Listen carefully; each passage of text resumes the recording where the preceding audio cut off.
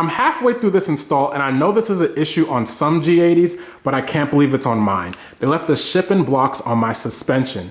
Now, the car was feeling a little bit stiff, so this might explain the reason why, but this is just insane.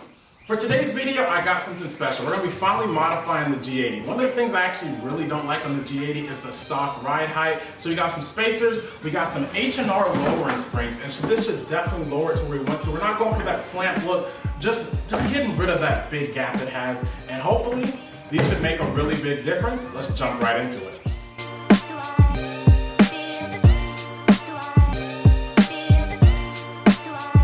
Guys, definitely check these little poles out. I have them in the description. These are a game changer. You can take the wheels off. I got the carbon ceramics on. Way too expensive for me to replace those. So just a little bit of peace of mind, just in case I bump them. They glide right on these rails. Lift. And you have to never worry about dinking your calipers or your brake rotors.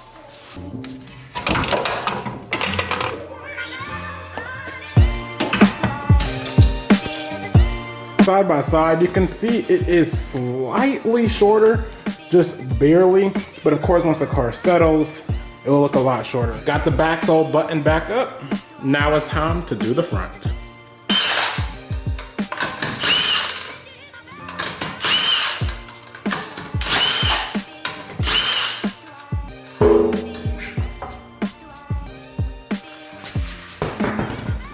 I'm slowly realizing the front is a little bit more complicated. Some 16s on the back here, tons of wires and sensors to remove, and then we gotta remove some sensors at the top, but let's get this thing done.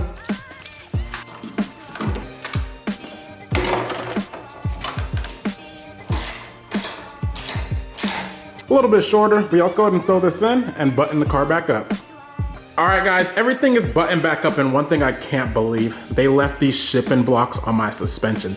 The car was feeling a little bit stiff. This might be the reason why. I've heard about this actually being an issue on the car, and when I was doing the suspension, I was shocked. They left this on the suspension. Weirdly enough, it was only on one side and not the other, but these are used for when you're shipping the car. You don't want the suspension to compress, but they're supposed to take it off at the dealership. But for some reason, this dealership did not. But luckily, while doing these springs, I noticed them and they just simply slide right off the strut. But definitely make sure when you're doing yours to check. Even if you're not doing it, just check to see. They should be about right here. And you should be able to sit there and feel. The only thing that should be on your strut is this first plastic block. It has no break in it. Anything above that, you know they have them installed. So definitely take those off. And if you are curious, these things do snap off. You don't have to take the whole entire strut out. There's a little break in them. They do come apart kind of like this one did. I guess this plastic damage from the suspension when it goes fully compressed, it might have been destroying the plastic. So that was probably what was going on. I'm surprised it didn't feel any worse. But I just took this car all the way down to Beamer Invasion in Miami, about a couple hundred miles and back with all this in the car. The car's at 3,000 miles now. So this is definitely insane. Maybe considered unsafe. You guys let me know. But we'll go ahead and button everything back up on this car and show you guys what it looks like. Spacer going on to the front. Here is the finished product, guys, and I am in love.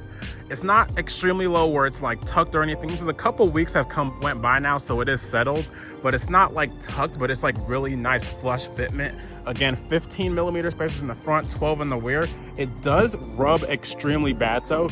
On that cooler you have in there, on the fender flare, they do make a clearance kit for it. I'll have in the description. It's like $100. I'm gonna show you guys how to install it in a future video, but it's really easy. And that fixes all the rubbing issues, but I can't lie. When you go lock to lock and you're reversing or going forward, it rubs terribly and it is a very loud sound. But besides that, this thing does look really good. To me, this is the perfect setup you can have on a G80. These are stock wheels. I don't plan on getting new wheels for a while, but I am in love with this setup.